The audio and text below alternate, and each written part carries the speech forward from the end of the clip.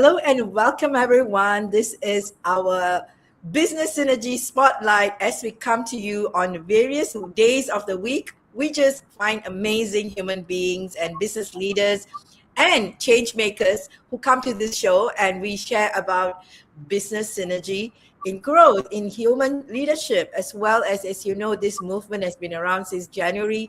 We have been going forth, meeting some wonderful people. Today, I have with me PAWETHRA, PAUWAI, daughter of G. SARKUNAN. Welcome, PAWETHRA, to the space.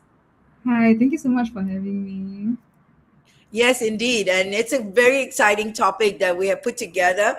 And for those of you who haven't heard about it, we're talking about the Gen Z reality check. And be ready to get some shocks, but it's not shock. It is actually a signal. And it's not about giving you complaints about the Gen Zs that they have for us, but rather the kind of clarity that we need to have from their perspective so we can serve as more empowered leaders for our future generation. So thank you so much, PAWETHRA, for joining us today.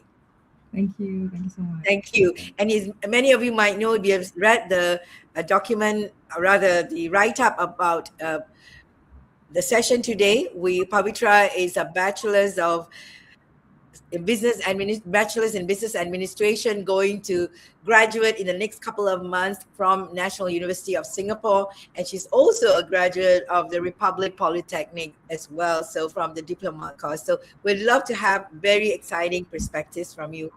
And this conversation that we was inspired by what I was having with her prior to that today. We were talking so many things, and she spit out this word called hopeless about the future. It's not her perspective only, but it's more of the Gen Z feeling about the future being hopeless. I'm like, it gave me a shock for sure. I'm like, oh my God, our children feeling that way about the future. But before we jump into all those perspectives, I want to ask you, give a brief. I would love to understand from you a brief about yourself. Like, how do you see yourself in the Gen Z space? And tell us a little bit about yourself. All right. So essentially, the thing about me is that I like discovering the world. So I was very different when I was young, very different now that I'm older. My entire life I spent just being really curious about what the world has to offer, and like just learning more things and really acquiring knowledge. Like I think that is like my core essence of being at this point. Yeah. And what So inspired you to start you love doing marketing, and you are in the business administration space. You say you specialize in marketing as early as what?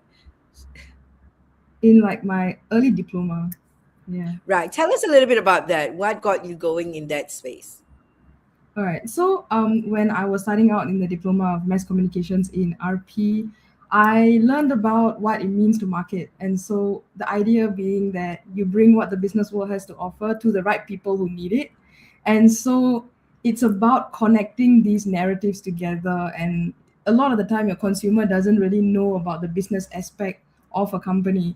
And the company doesn't really sometimes doesn't understand the consumer very much as well. So the marketing person's job is to connect those two people together and teach each other, what each other wants. And so I found that really fascinating. Since RP, we work with industry partners all the way. Like even in your first year, you start working with industry partners, and so slowly it started to dawn on me like what the real world wants from me. And so I was fascinated by marketing, and so that's how this entire niche for me started, I would say. Yeah. It's amazing, in a time where people are sometimes wondering what they're going to be doing next after they finish graduation. I'm talking about after. And a lot of people are in that space, and you are telling me you started your journey very early, and congratulations on that. It's really inspiring. So we talked about expectations, like in today's world, and this conversation came about when we were watching this, event happening in the school where one of the senior teachers said that, oh, in our time, we didn't have all these issues. We were doing this and that. And why can't the next generation just do the same? We have been to what you have, those kind of narratives have been like, in my time, narratives have been there for a while. So I would like to hear from you as a Gen Z. What are your expectations from your parents as well as the business world now that you are stepping in? Right. So I think the main thing that not just myself, but Gen Zs want is really just empathy. Like what we want is for people to understand that our lives are really different right now because of geopolitics, because of like our just the our period of our life that we are in. Like we are at a certain age where we now have to figure out what we want to do in the world. Like we're suddenly adults and it's really incredibly confusing. And in the past it was pretty easy because the where you go from when you're in secondary school, when you're in your diploma, it's pretty straightforward. It's a straightforward path. You study and then you get into corporate. That's the way that things were done. However, Gen Z in this environment are very much looking outside of that and wanting to sort of expand and see what the world has to offer us and like where we fit, like that purpose is really important for us. And I think that what I really want is empathy from business leaders, from our parents, like to understand that we are not satisfied with just the corporate grind. We're not satisfied with just doing what people tell us to do. And we want to see what the world has and, play a little bit, have fun, fail a little bit, succeed mostly, and also fail. But, that curiosity needs to be there. And we want to foster that these days. So, yes. Then comes a situation. Is it because you are so exposed to the world compared to us, where a phone call or a telephone call is not that easy to anyone in the world for that matter? Letters take ages to write and stuff like that, even across countries. But now you have so much of access to the media. Do you feel the media plays a role in how you have evolved or you have taken on these kind of empathy conversation? Yeah, I think there's two facets to it. The thing with media saturation in this day, for us specifically, if we're talking about not just social media, we're talking about traditional media as well. There's so much content saturation that it's very easy to develop a certain amount of apathy to just what's happening in the world because there's so many things we can't change. And so it's very much like, okay, I'm going to ignore this and then ignore that and try to live in like, an ignorance is bliss state so that I can at least function every day. Whereas in the past, that media saturation wasn't an issue. If you don't want to see it, you turn off the TV. But then for us now, information is absolutely just everywhere. And that's one unfortunate side effect. But the good part is that all the world's knowledge is at our fingertips. And now we can like explore without that geographical boundary, without any knowledge boundaries, even really just discover what niche that we want to find in the world, what odd little piece of knowledge is out there for us to go and collect and become sort of collectors of just the world's knowledge and the interesting, unique things in the world because of that access to knowledge and that media access. And so I would say that it's pretty much a double-edged sword. It really depends on which side of the which side of it you're on. I would say that a lot of Gen Zs, as much as the apathy is happening, we are a bit more self-aware and trying to understand that we feel pretty apathetic to the world. And so we want to work on that and like look at ourselves, really sit down and reflect on like how the world is affecting us, which is where I think big conversations within the Gen Z space, like mental health, like creativity, like looking at our lives, our past, our parents, people that will be coming into our future, like even our kids. Like I think we are pretty young and we are already thinking about what we'd be like if we were parents. And so I think that the Gen Z zeitgeist is really about that kind of reflective intensity because we are apathetic to the world's like the world's information, the world situation right now because of media saturation. So I wouldn't say that's the only thing, but that is definitely a big part of it. And what responsibilities do you think parents need to make? Because, like, for example, we tell the children, I have a bunch of Gen Zs at home, okay? A bunch. And it's always the conversation about, why are you playing the game so much? It's like ignorance is bliss. So we have people on both sides, right? Yes. People that are completely ignorant and are like, I'm happy with my world. I don't want to hear the noise and I just do what needs to be done. And then there are others who are like yourself, getting out there and wanting to see what you can be different about. So what do you think the percentage of these two groups are, and what is the responsibilities that adult leaders or parents need to make in the business world and in personal world? Right. So I would say that fortunately, I think right now in the 26, I think the Gen Zs are moving and trying to come out of that apathetic shell, because the shell essentially it's a coping mechanism, right? It's for the sake of like trying to hunker down and really like protect what we already have so that we don't keep losing it. But then we are kind of trying to understand the way the world works right now, and like since we are now adults, coming out of that shell and trying to see what niche we can occupy. So I would say that in terms of percentage, I think thankfully it is shifting, that Gen Zs are more willing to be out there. But unfortunately, I would say it's a bit of a nihilistic view, but I would say that the education system kind of fails us. And it's like it's very much looking into like meritocracy is a good thing, but then if it's too much focus on that and just grades and just getting a qualification and getting your accolades, it drives you into the ground at some point. And so I feel that as much as the percentage is like rising, that people want to go out and discover, they are really halted in that journey because of these credentials that they need. And I would say that I think it is really necessary for people to understand that there needs to be a certain amount of balance. And so Yeah. as much as that apathy is going away, it will also come back if we don't get the understanding that we need, you know? Yeah. And in as a undergrad of National University of Singapore (NUS), what's the biggest gap you see between education and the real business world? What do you think is the biggest gap? Since you talk about, the education system. Right.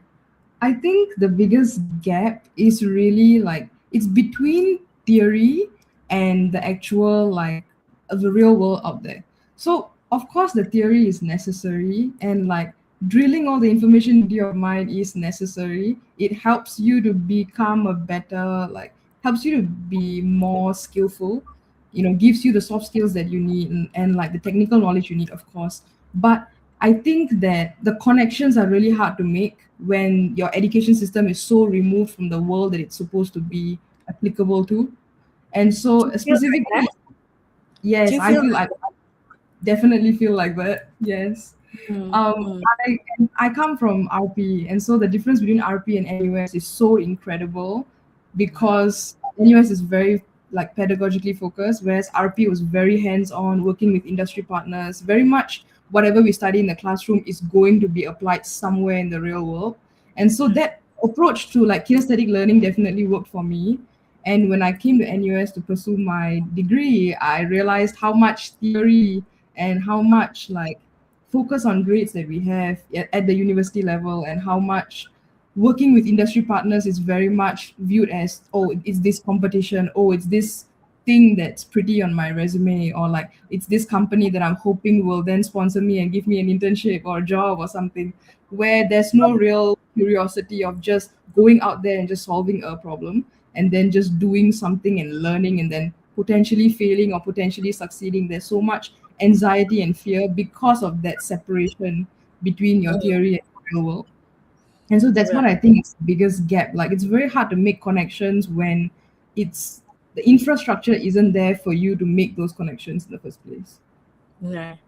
Yeah. Okay, so I'm concerned right now as you're speaking to this and hearing firsthand, to have these kind of conversations with the world is so important, and especially for the academics. And today, we had so many conversations with many makers in the Maker Space Festival, and it was quite enlightening to know that there are so much of talent around the world. I wouldn't even say it's about Singapore, because in Go Global, where we do this business synergy, we're actually meeting people all over Asia and globally, and we get to see so many wonderful Gen Z and the next generation leaders coming in with so much of innovation and clarity, for that matter, and that we want to see the bridge happening. At the same time, when you told me today, when I asked you about Gen Zs, you described the future for Gen Z in one word: hopeless. Yeah. And what do you think this belief underlies? I mean, what got you to feel like that? what got you, as in like the Gen Z, to feel this way, and especially from Singapore? Yeah, I would say that the unfortunate part of being in a generation where like it's the transition between being a kid and being an adult, and also in the current world state where everything is so uncertain, everything is so confusing, it's very much difficult to see a path ahead. And like, we are in that generation where our parents were pretty much set on a path for us, right? And they were born in that period of like recession. They were going through a lot of things, a lot of problems. And so for them, it made a lot of sense to have a certain plan set up for their children just to confirm that they will be secure, that they will be stable. And so from that perspective, it's very understandable why parents are so insistent. But however, in our environment right now, it's very difficult to just follow a certain set path and just do something that everybody is doing, especially when the world is changing to combat that essentially. So you have, you're being taught how to build your resume in school, and then the company is being taught how to filter your resume using an AI system that if your resume is not perfectly tailored to that system, you don't even get seen by a hiring manager. You don't even, it's not even a second call situation. It's like your resume doesn't even get seen. And so it's a cyclical system of just why is everything so confusing when it's supposed to be more efficient, not less efficient. Yeah. And it's very much making the amount of time we spend in school studying and really like gunning for the grades, while the creativity and the curiosity for the world is just left on the cutting room floor because we don't have an outlet for that. Because if we sacrifice grades for the sake of curiosity, then we're going nowhere. But then if we sacrifice curiosity for the sake of grades, at the very least we'd have a standard corporate job, or might not even have that, with how much unemployment is happening right now. So that's why I was saying that it's pretty hopeless for us. And it's very difficult to regain that form of hope without recognizing or without talking about it, essentially, right? Without having conversations about it and about how difficult it is, it's very difficult to regain that hope. And we also had this conversation about nowadays children are not, or rather Gen Z children, right? Yes, it is. Nowadays not do not are not give are more into like the business world. They get to see that money can be made easily. Let's be very candid about this, right? We you can see that money can be made easily in so many different ways. And in Malaysia, for that matter, people are not going to school. They say I can make money on TikTok, and I have my free will to travel and do whatever I want. So there's this thing about grades, and then there's this dichotomy of like those days is like grade and stability. Now it's TikTok and stability. You get what I mean? Because you may lose your job and the company could go anywhere. So this is the situation that also is happening in the world right now. And how do you see that perspective? I would say that in that situation, it's then the interplay of like your purpose in life and what you really want to do, and your like need to make revenue. And so it's that middle ground between the traditional way of doing things and the very far in the future way of doing things, of how can we use whatever technology and whatever resources are at our fingertips, whatever we can access, to get where we want to be without sacrificing the things that we have to sacrifice in a Yeah. traditional system, a traditional education system, or a traditional office, without going through all those barriers and like things that hinder our curiosity and our creativity. And how do we then balance out the need to make money, because of course that is there, but also keep the people we really are, who we are in our essence, to keep that sort of clean and keep that, not allow it to weigh on our consciences. I think that's where the need for a different way of making money is coming from. Yeah, so then I would ask you, is it true that the Gen Zs are geared more towards entrepreneurship versus looking for a job? Yeah, Because I'm you have a track record of not staying in one place for a long time. yes, and the track record is pretty accurate. I would say Thank that you for even, that. yeah, it's pretty accurate. I would say the reason why is because Gen Zs are looking at um Go on, go on. Sorry about I'm that, Miss. serious, no worries. Gen Zs are looking at like where how can I progress? How can I learn more skills? They're kind of like sponges, right? They wanna absorb knowledge, they wanna absorb skills. And a lot of the time staying in one company for incredible period of time does not give you that. And so Gen Zs will sacrifice stability, like consistent stability, in search of increasing their soft skills, increasing whatever experiences that they want out of the world. And part of it is that hopelessness. It's like I'm gonna find where my dopamine leads me, right? It's like I'm gonna do things that are interesting to me so that I keep this fascination about the world alive, so I don't fall back into that hopelessness. And Wow. so yeah, Go on, go but on. I'm listening. oh, that's all right. So it's kind of it's that balance. And I think that the reason why would be Gen Z really looks at the world these days, and it realizes that it's not very possible for us to do things the way that our parents did. And it's because the world has Mm, changed so much.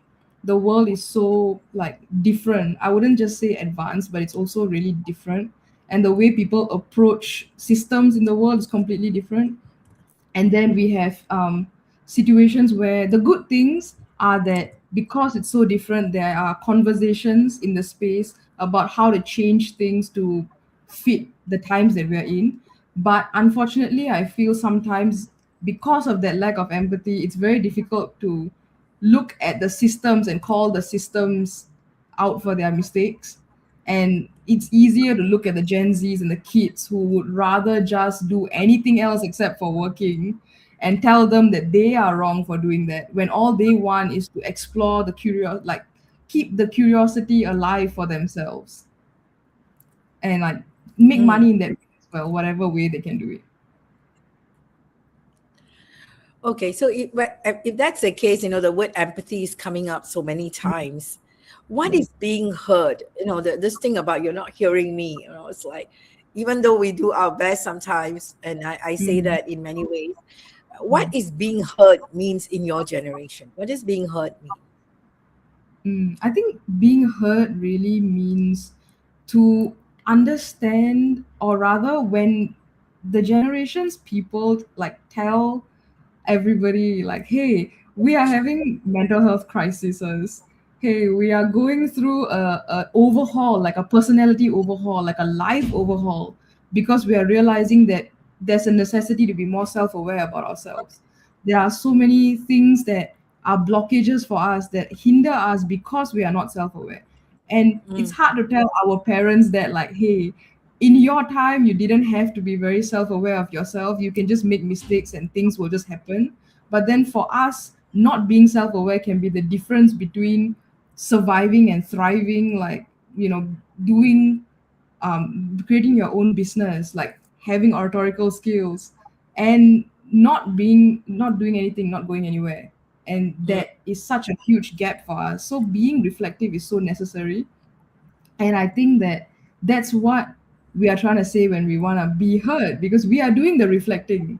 Just listen to what we are discovering about ourselves and our generation and try and build infrastructure for us to feel a little bit more understood. That's mm. what I would say. I think that people are trying to hear us, which is really nice, that there is effort being made in the space. And hopefully, as more Gen Z speak up and more of them become advocates for themselves, but also their generation and how the world has changed, that it is easier to understand their stories and the way that they look at the world. Yeah. Yeah, so then thank you so much. I think that gives a deeper context to how the world is seeing right now, this generation and moving forward. You will also have, because entrepreneurship is a big topic. And on our side, when we look for people who want to be staying longer with us, want to have them groom with us, like, for a long time, my late husband and I, when we look at people like youngsters, we're like, how can we continue a long-term journey with you? How can we take you far as you want to go? So that dynamics was always part of our culture, even inculcating entrepreneurship journey, right? So at the same time, is that what you need? We don't know. So can you share with us a little bit about what is the work culture, or the kind of work culture that Gen Z is looking at right now? Like, what attracts you? Mm. I think the most important thing that certain companies are not able to achieve is that you need to let Gen Zs fail. You need to let them explore. You need to let them fail. You need to have allowance for failure. Don't Mm, expect constant perfection, because then you're asking somebody who wants to be curious about the world to give you very standard answers for things that they know these answers are correct, and therefore it's the perfection that you seek. Then you're not going to get the curious people, you're not going to get creative ideas, you're not going to get innovations, you're not going to get breakthroughs, because you're mm, not letting them fail. And the main part of it is that Gen Zs are curious, right? They need to be curious. The reason why we're not curious is because the education system, the corporate system, doesn't allow us. So I would say that the main thing is that companies need to let Gen Zs fail. They need to let them explore. Give them, like, hold them on a leash. You don't have to guide them, you don't have to spoon feed them. There is enough curiosity out there, there's enough like fascination out there, that if you just show them that it's okay to fail, it's okay to make mistakes, just for the sake of your understanding. As long as you learn something, you take away from it, that's all that matters. More likely that Gen Zs will stick around, because then there is more and more to learn. And even mm, in failure, you learn a lot. It's not just in success. In fact, sometimes you don't even learn a lot from success, you learn from failure. And so a lot of the time, the main like things to learn, the main takeaways are from failure. So if you keep barring them from failure, you're essentially barring them from gaining more skills, gaining more curiosity. A lot of Gen Zs are kinesthetic learners. They try things and they just throw things at the wall. Okay, I have this idea and that idea, and they execute. If it fails, then it fails.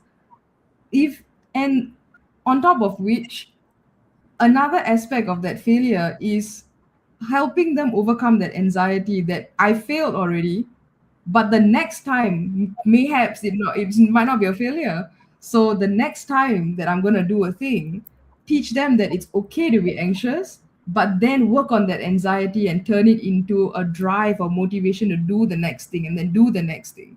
Eventually you're going to get people who, out of that failure and out of that curiosity, they are able to sort of bolster themselves and be the people they want to be. In that way, when you transform people like that, that's more likely to keep them in your company and more likely to get them to patronize you, especially when there's so much brand disloyalty among the Gen Zs.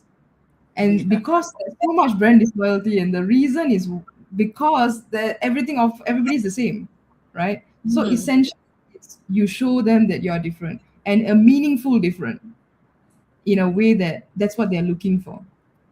So yeah, that's what I would say. Wow, I think that is a whole spectrum of truth there. In that we there's a lot of, because of the previous generations, there's certain level of consistent what do you call rules that were set, and this confinement about failing is bad. It has always been the journey for all the previous generations, and the realization, and for the perfection for that matter, has always been the benchmark, being perfect.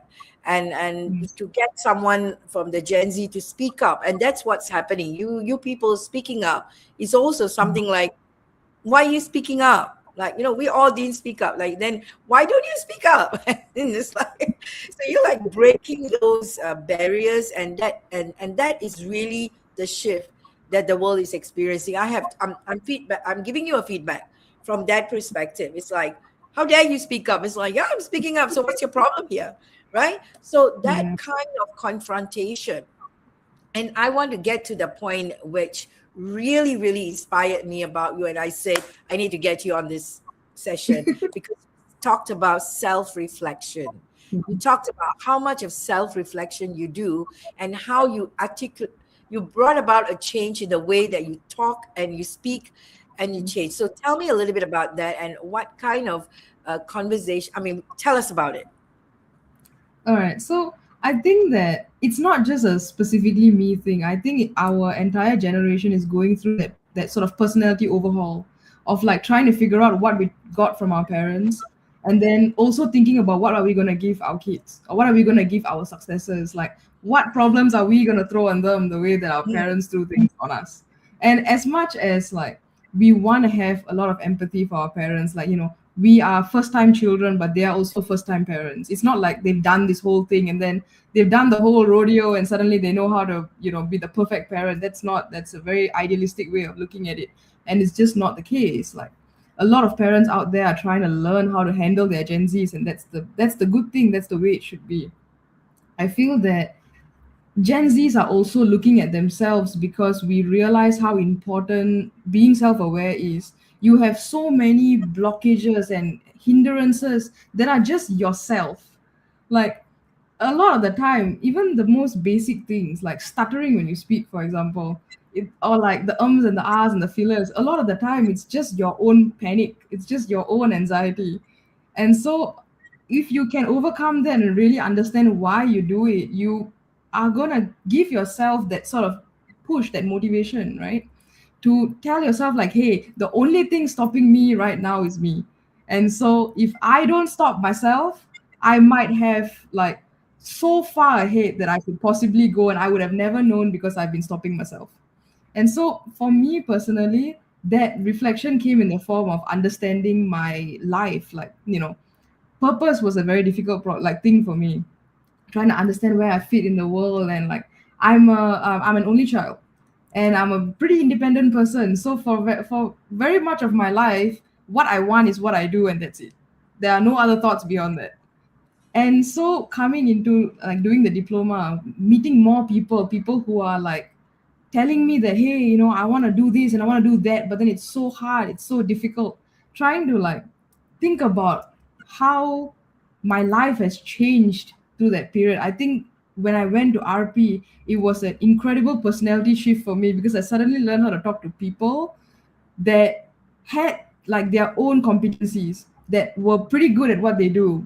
And it was like time for me to be a leader, time for me to have these open discussions and big debates about, hey, like, we want to look at our own lives and like look at our past, the way we impact each other, to have that sort of self-awareness. And personally, for me, I had a lot of speaking anxiety. And so when I was young, um, I would constantly pepper my phrases with a lot of fillers because of the fear that I might say something dumb, essentially. And so I'm like, I had to keep filtering myself to the point that sometimes I would just completely go silent because I filtered everything I want to say out, when it's not things that are meant to be filtered. Like, it is thoughts and opinions and curiosities and questions that are just so afraid to get out there because I've been told that you shouldn't be having these conversations, you shouldn't be having these debates, you should just do the thing that we want you to do, and that's it, life would be so easy. But that's not the case. So that self-reflection was necessary, and I sat down and really thought about it, like, okay, I have these skills. I don't use a script. I don't use cue cards. I don't enjoy doing that because I just like letting things come out of my mouth. And I enjoy that sort of conversation and that sort of pitching way of handling the way that I speak. And so I had to sit down and think about it consciously, like, okay, this is the change I want to make. And I want to make sure that what's happening in my head is able to be conveyed properly when I speak. And so I sat down and looked at a mirror and just had like rambling conversations with myself, seeing how much I would stutter and stutter because I was afraid to say things. And I was just looking at myself in the mirror. Imagine if I went out there to speak, all of the thoughts will just get lost.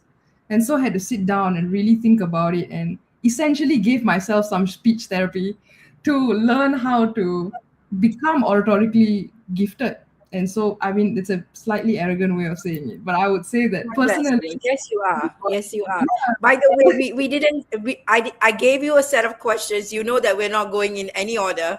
We're not yeah. even in that questions because you told me that your mind will not work on questions. So I had some idea of questions, but this is really random, and I'm so glad that we're having this, discussion and conversation with you. You're really Yes. blessed, and definitely, yes, you are. Thank you. Yeah, good, I very think good that at that this. critical thinking is necessary. So as once you've done the critical thinking, you've changed your mindset, then a lot of the time what you say is useful things. A lot of the time without that anxiety and that fear, what you're saying, your opinions are useful, they are objective. If you've done the legwork and done the sensitivity training for yourself, if you've culturally been like aware, you probably will not say things that will mess up what you're trying to like what you're trying to get other people to understand. So a lot of the time the filtering is so unnecessary, but then we do it because of fear. A lot of the time things are motivated by fear, and for me personally it was very much motivated by fear and like that perfectionist mindset, which I had to come out of so that I could be able to just have a discussion like this, that like a debate without a lot of panic. Like in the Yeah. past, this kind of thing would have been very scary for me, like really I really mean, this scary. was so random, right? This was so random, right? And I'm like, let's go, let's do it. And it was so easy with you. And that spontaneity is really the gift of Gen Z. I have to say that. And that how you allow yourself to evolve, and the word was evolve. And what I loved about this shift that you say you went through, and understanding, because the word trauma healing is so much in the world, and people are using it as a way to talk about how they are badly affected in some way. But what's really exciting is when you shared with me how you overcame with your reflective model. And what really, really touched me was when you said, I filter my thoughts so I don't get myself out in the wrong way to people without hurting them, without getting them to feel in a certain way. You are able to communicate in a responsible way, so to say. And that Yes. was really such a powerful conversation with you that inspired me for sure in letting you hear, because a lot of people in this Gen Z space I know are going through their own challenge. I mean, you are speaking for Gen Z for that matter, and it's so Yes. important that people hear the voice of a Gen Z. And I'm so glad that you showed up, and thanks to Mr. Imran Kuna for arranging for this availability with you. And I want Mm. to finally ask you this question about, the whole world, like in your mind, in your whole dynamics. What is the one thing or the purpose that you feel all of us can gear towards in today's world, and what do you see a harmonious world look like for you? Oh, um to not be repetitive, but this is really like, paramount. Empathy, it really comes down to, at the end of the day, empathy. For Even everyone. correcting, yeah, everything comes down to empathy. Even critical thinking at the end of the day is about empathy. You need to understand and put yourself in the shoe of somebody else in order to really see how the world affects them, and like how the infrastructure in the world affects them, because things might be done for us in a way that, okay, everything is really easy, but then for somebody else all of the things that we find easy might be systematic hindrances for their life, and we don't know that if we don't empathize with them. So I think the main point is really to have empathy in a world that encourages us to be apathetic, to just ignore everything and just do the thing you want to do and be on the path you want to be. I think it's necessary to come out of that and be empathetic. And through that empathy there will come other skills like critical thinking, thinking of like having opinions that are researched and objective, having discussions and big debates without being very close minded, having open minded loud debates about conversations that need to be heard, need to be had as well. And so I think it really comes down to empathy. That is very much a foundational thing that people need, that is very hard to cultivate, but once it has been cultivated, it's incredibly beneficial and it's very fruitful at the end of the day. And so hopefully more people realize that empathy is really necessary, especially in this day and age where it's so easy for us to be divided, so easy for us to look at ourselves and be like, this is us and that's them. And it's so easy for us to do that. We need to transcend those boundaries and really sort of evolve beyond that programming that we have and empathize with people, and even people that we don't understand. If you don't understand something, then it just means you don't know what you don't know, and that is better than saying I don't care. And so at least there is something. At least you know what you don't know, and you know what questions to ask, so you eventually do know. And all of that comes down to empathy. Yeah. Everybody take a deep breath in. That's what we say in our sessions. Yeah. Oh, this is so empowering oh, thank you so much, Pavitra, for your wisdom. So sorry. Thank you so much for your wisdom, and the world needs this right now. The world needs it so badly that we hear from the future. I mean, you are the leaders and you make the world. And every single one from Gen Z onwards, you are our responsibility as business leaders. When we talk about conscious capitalism, we talk about consciousness work for the business people to get empowered in our heart. And you are the next generation taking on. Because I've been traveling, I just came back from Bangladesh, a full bunch of youngsters, right? All Gen Z and beyond. And then we in India, there's a whole bunch of them. And one of them was calling me just now, talking to me about what the next level for Gen Z development. And of course in Malaysia we have a whole, and Vietnam, and of course in Singapore, our numbers of Gen Zs are reducing because we have an aging population. That's a different conversation altogether.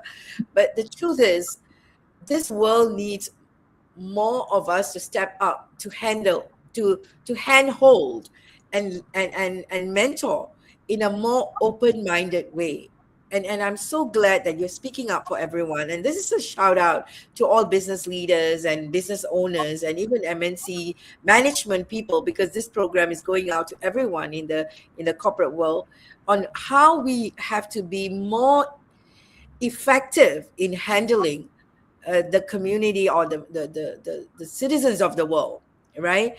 In the word empathy is one element. It's the consciousness of being empathetic is the whole dynamic around this. So, and how we have to be open-minded and open-hearted to serve the next generation, so we close the gap. Because working with generational businesses, I told you, I've seen this gap again and again. But then again, closing the gap requires both parties to have this heart to give and receive. And I really congratulate you for being the torchbearer for this, because not many Gen Zs come out in this way. And I congratulate your parents also playing a role in this journey of development. And of course, RP and the whole system that has molded you and supported in your molding, and of course yourself for the self-reflection that you have done so amazingly well. God bless you, my dear. Thank you Thank so you. much for your time and this beautiful message you left us with. For those of you who are watching this video, please share this video. Much needed for business leaders to step up into their leadership and their clarity, so we can serve the people. Don't forget, Gen Z and later generations, our customers too. So we need to know how to take care of them, not just as the staff, but also as a customer, to listen to them more on what they want in their life. So thank you so much, Pavitra. For Thank you those for of being you here. who have not signed in for our Business Synergy movement, you must join in with us. It's shinegoglobal.com, or the QR code that you can log into, so that you can get involved in our movement, just to get free access to all our activities for all our space, where we are talking about igniting conscious co-creation, as well as bridging you to impactful funding. And not to forget, we are also meeting live in many spaces. We are having a whole bunch of activities in different countries, and definitely in our June event 25, 26, where we're having this wonderful gathering of our Business Synergy Conference. So look forward to meeting all of you. Thank you once again, Pavitra, for your wisdom, for your time to be with us. And thank you, and see you all soon in the next session. Bye for now.